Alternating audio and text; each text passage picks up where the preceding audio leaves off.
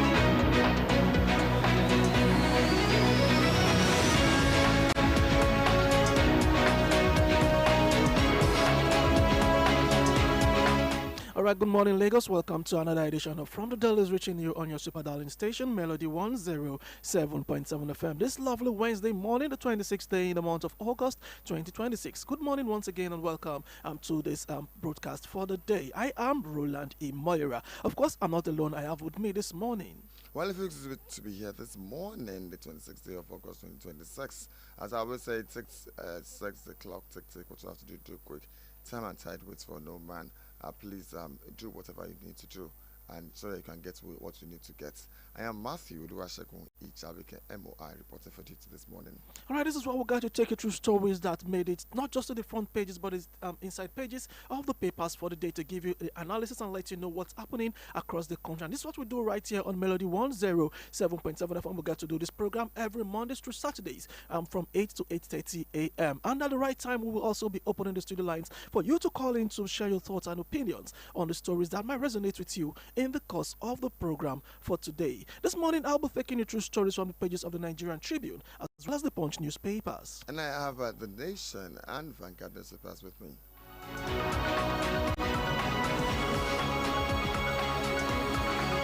All right, let me kickstart this. Ranks of 56th among world poorest countries by GDP. By GDP. Yes.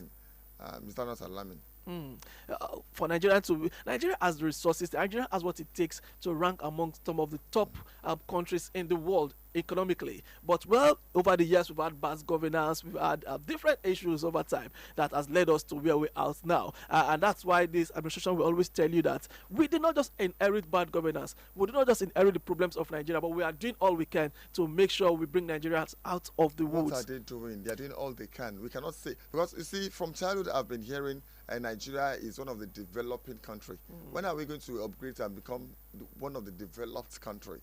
So, and then one of the things I think has caused this is that we are consuming more than we are producing. Yes. You understand? We have what do you call it? We have so much in abundance to actually thrive. But then, do we have enough management or proper management to actually harness these things for our own advantage? If you look at the argument of Atiku in recent time, especially yesterday in his reaction to the fuel subsidy removal, he has said that he is going to he will not remove fuel subsidy now. He's going to reintroduce subsidy on fuel, but he actually said it will be slightly different from what was obtainable in the past. He added that he's going to reduce the importation of this product and ensure that we produce it more locally, and this when one way or the other will translate to better lives for Nigerians. This particular administration that's talking about President Tinubu's administration will tell you that all their policies that they've been putting in place, it's beginning to translate into positive lives for Nigeria. That we might not be saying this effects as right now, but well, they keep saying that it is getting better. We are out of the woods. We are getting out of the woods. These are the stories we keep hearing from time to time from the aides to the president. Well, this is something that we're willing to look at to tackle these challenges, because it's quite worrisome that Nigerians ranked 56th amongst world poorest country by GDP. Matthew, it's something that's actually calls for concern. Okay, so what's their target? And they say, okay, in the next 2 years, in the next 1 year, we should start feeling the effects, because everything you are doing now, they are still in abstract form. We've not felt it physically. We've not felt. I mean, how has that translated to more affordable? What's it called? Food. Understand? The affordability of people to be able to access basic food, I mean, it's on the very, very low level. Well, let's leave it at for now, because they will tell you that when they get re-elected in the second term, they are going to consolidate. You know, the same way they promised us renewed hope agenda when they were coming into power. Don't worry, let's not let the hope to just go down like that. All right, now let's look at this other one, Matthew. 43 Fiat killed. Several abducted as terrorists lay siege to 5 Niger communities. I saw this story and it's quite, heart-wrenching again, as the president has condemned the killing and the mass abduction and orders immediate rescue. Says terror won't cow Nigeria. Matthew, when are we going to wake up one day to not to see stories like this on the front pages of the papers? When are we going to finally win the war against terrorism? When will all this mass abduction, finally come to an end? If not, to be reduced to the barest minimum. Well, you see, it is when we start taking security to be a priority. Do you get my point? Now, Niger State is a very peculiar state. It has the largest landmass. Yes. And now they are saying now, that what's it called? The terrorists laid siege to 5 Niger communities. Now, if they cannot curtail Niger State, it has a very ripple effect on every other state, because Niger State is like connected to about 6 states. Do you get?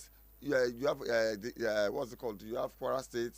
You have what's it called? You have even the FCT. Yes, the FCT. So it's around so many states. Close to Kogi and all of that. So it has so many streets.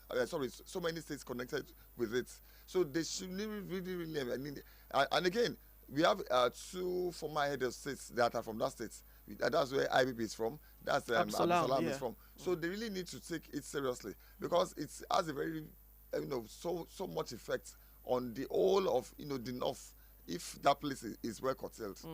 You rightly said, Matthew. Now, this other one that is coming from Atiku Abubakar 2027, Atiku to boycott debate unless Tinubu joins, and that is coming from his party, that's the ADC, challenges presidency to debate on petrol subsidy removal. Is our president trying to, avoid debate? Has he come out to say he's not going to participate in any debate? Because, well, it's the peace side. Most of the times, in recent time, he has always been represented by, some of his aides in all this signing of peace accord signings and all this. But right now, Atiku's party is challenging him that, look, I as a person, I will not participate unless President Tinubu physically joins. I don't think the president is shying away from debate. Is it that I want to think it's because of his schedule and all, but he should, make out time to be physically available in some of these things, to physically talk to Nigeria, to participate. Let's see, how juxtaposing his idea side by side with other ones. Now, let's see how it will translate to, inducing and getting Nigerians to believe more in his agenda and coming out to personally defend his policies, even amongst his compatriots, amongst those that are contesting that same position with him. Matthew, what's your opinion? Well, my opinion is that, you see, at a time like this, it's very, very. I mean, this critical time yes. in Nigeria, we really need the president to actually come out and answer some of these questions. He needs to. I mean, this is not the time to start sending people. We need to hear from him, from the father to the children, because as far as we are concerned, he's our father as far as Nigeria is concerned. So many of these what's it called accusations coming against him. He needs to talk to Nigerians, and then he also needs to back up whatever he's saying with visible actions. No, if you say he needs to talk to Nigerians, his aides coming out to speak on his behalf, are they not speaking his mind? That's not enough, please. That's not enough. Because they are also letting us know the policy of this administration. Whatever they say, I'm sure they are not the ones speaking. They are speaking the mind of the president. So is it not enough for, if he's not coming out to talk to us, his aides should be the ones to come out to represent him. If he delegates anybody that he so chooses to, speak on his behalf, to go and represent him, to go and speak to Nigerians on his behalf, don't you think that's when they were campaigning? Were they sending media aides? Were they sending representatives? Do you get? So if they were when they needed our votes, that's even if our votes count. Understand? They weren't sending delegates. So at this critical time, we don't need delegates. We need him as a president to actually address some of these issues physically. Well, let's leave it there for the Nigerian Tribune newspaper for this morning. Matthew, go ahead with the next one. I have with me on the Nation newspaper with the big bold one. Confusion rocks at Siko's fuel subsidy return campaign. And it has the kickers. Ex-vice president changes position 3 times in 1 week. Then, the second one is saying media aids make contradictory statements. You can find this in details on page 2 of the Nation newspaper. And now about the masthead, Egberi Kwakwa petitions Tinubu on Niger Delta region PAP. You can find that on page 16 for details. Now, to win drug war, barons must lose their wealth, says Marwa, and that's the details on page 41 of the Nation newspaper this morning. Palliative work begins in Adokaba, Benin Asaba roads, and that's on page 45 for details. IG, Nigeria security crisis, now interconnected networks. You can find that on page 3 for details this morning. Okay, APC asks police to arrest Unge. That's on page 6. Away from that, U.S. flag to fly half-mast for Dolly Patton. That's on page 4 for details. Okay, and NFIU, public funds, firms used for money laundering. And that's on page 2 for details. Tinubu urges prayers against insecurity as Muslims mark Eid Maulud, and Khan urges peaceful coexistence. Okay, rescue abduction victims in Niger, president of the security agencies. That's on page 3 for details. All of this on the front page of the Nation newspaper this morning. Yeah, let's just start with this one that Tinubu called all these prayers against insecurity. Is it prayers that will help to defeat the fight, to win the fight against insecurity, Matthew? We all know that we need to do our part. We need to ensure that we boost our intelligence system. We should be more proactive. We need to deploy more troops with more sophisticated equipment. The use of technology. All these things are what we need. I don't think prayers is what we should be calling for to end this bandits attack, this insecurity. Even if we need prayers, it shouldn't be coming from the president. Hassan, it should show us workings. It should show us, okay, now, fine, people are praying, but then prayer is not, prayers need to be backed up with physical actions. Hassan, so I expect that the clerics, the religious leaders, they should be the one advocating for prayers, not the president. President should be, okay, he's the chief, what's it called, commander-in-chief of armed forces of Nigeria. He should be the one, strategizing, giving orders to the army, and some other security agencies to actually ensure that security is prioritized for the welfare of the citizenry. Well, let's just hope that as a leader of the country, he wants to take the spirituality of the nation as well into consideration in this concept, in this context. Yeah, Confusion rocks articles and fuel subsidy return campaign. This is something that I discussed a while ago. Paul Ibe, one of the spokesperson to the Atiku Abubakar now, came out to say something in this context. Yesterday as well, the Atiku himself came out to say, no, I am being misrepresented. I will reintroduce subsidy because I want Nigerians to be able to, I want the farmers now to be able to send or transport their farm produce without the transportation swallowing up their resources. I want Nigerians to be able to go to the market to fill their baskets without, having to overstretch their pockets. He just wants it, and he feels that, look, this can only be achieved through the introduction of fuel subsidy, saying that Nigeria has what it takes to make this. Well, that is article's own position. Well, These are what happens when sometimes this then media at this point in time, yes. at this point in time, I feel President should set up a panel to look into how, if this is reintroduced, Yes. even in his own administration, how can we still better the lot of Nigerians? Hassan. So now let us also check and view side by side when there was a fuel subsidy and when it was removed. Okay, what has been the effect on Nigerians and how has it even affected the economy? And let us see. We have so many financial financial analysts. We have business analysts. We have so many of these people scattered across Nigeria. Call them together. Let them set up a panel and see how we can get all these things done. Then, how can we also boost our local production in Nigeria? Make the refineries work. Make our refineries work. So that we can enjoy what they call comparative advantage, because we are blessed with enough resources to actually make Nigeria work.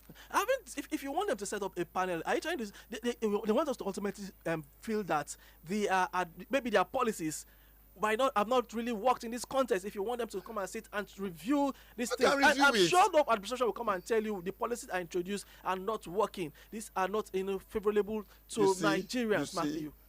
You might have a very good intention in setting up a particular policy, but then over time, maybe 2 or 3 years, and review it and see how it has. Has it actually yielded the desired results? Then if it has not done that, then we need to actually rework it. But let's not forget that most aspirants now, most analysts will tell you it was a step in the right direction. The removal of that subsidy was long overdue. Some people are just cashing out, with the old failed subsidy thing in the past. And these are things. Don't forget that the presidency has also come to clarify that these monies that have been generated from the removal of subsidy they made it clear to us how it has been spent. Now, if former Vice President Atiku is saying that this and this can work. Yes. I'm not saying that, you as the opponent party, Hassan, that you are still sitting in power. It is good that, okay, you look at some of the things he has projected that it can make it work. And then call financial or business analysts. Or, yes. Let me just say, call experts together. Let them review it and see how these things can play out. Well, the studio lines to call this morning 0906-201-1077. 0906-201-1077. You can as well call us on 0704-800-1077.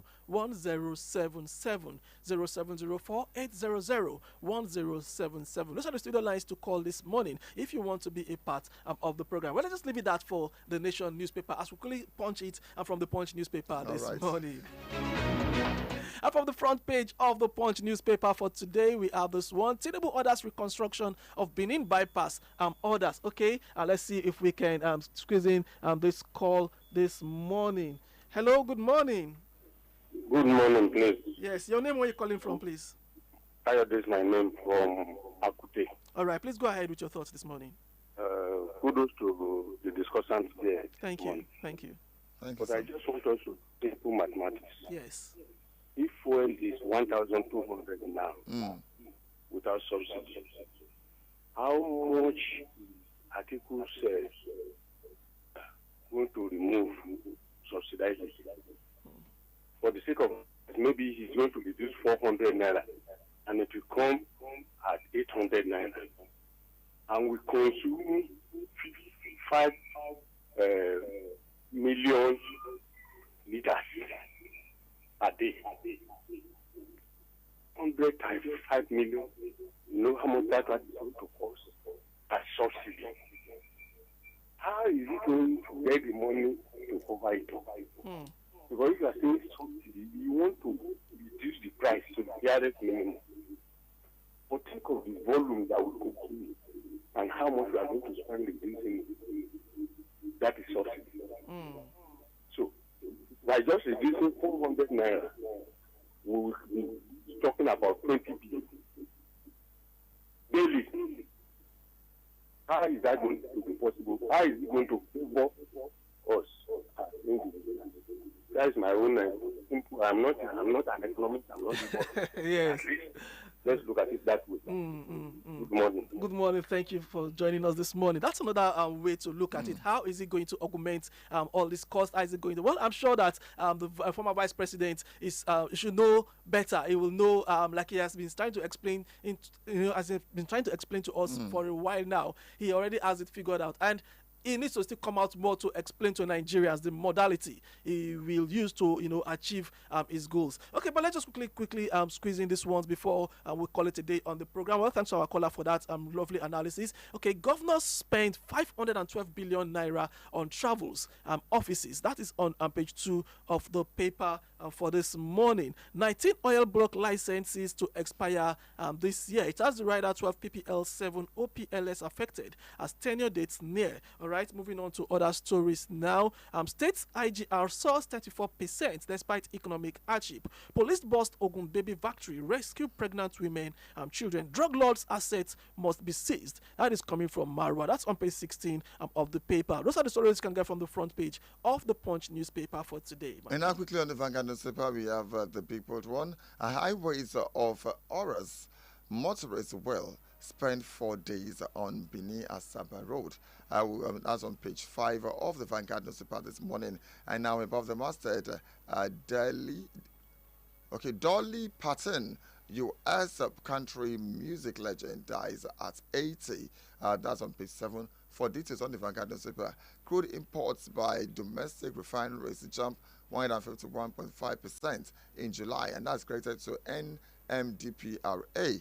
Okay, 2027, why coalition failed to pick a single presidential candidate, Amechi. That's on page 12 for details. All right, 2027 presidency, we are ACF, PANDEF, MBF demand scrutiny of candidates' history, and that's on page 26 for details. All right, Ijabiken, you have Tinubu, governors, CAN, PDP, others preach peace, unity. All of these and more on the front page of the Vanguard newspaper this morning. All right, that's a convenient spot for us to draw the curtains on this morning's edition of From the Dailies right here on Melody 107.7 FM. Thank you to our dear listeners and our callers that's who are part of the program for this morning. Join us again tomorrow, same time, same station for a fresh package of the program. I am Roland Imoyera, signing off now and saying enjoy the rest of your day. Bye for now. Well, thanks to everybody. Made it a success. From the engineering section, we have the engineer Matthew Uforushe, and from the production end, we have Toyo Lokwe Bello.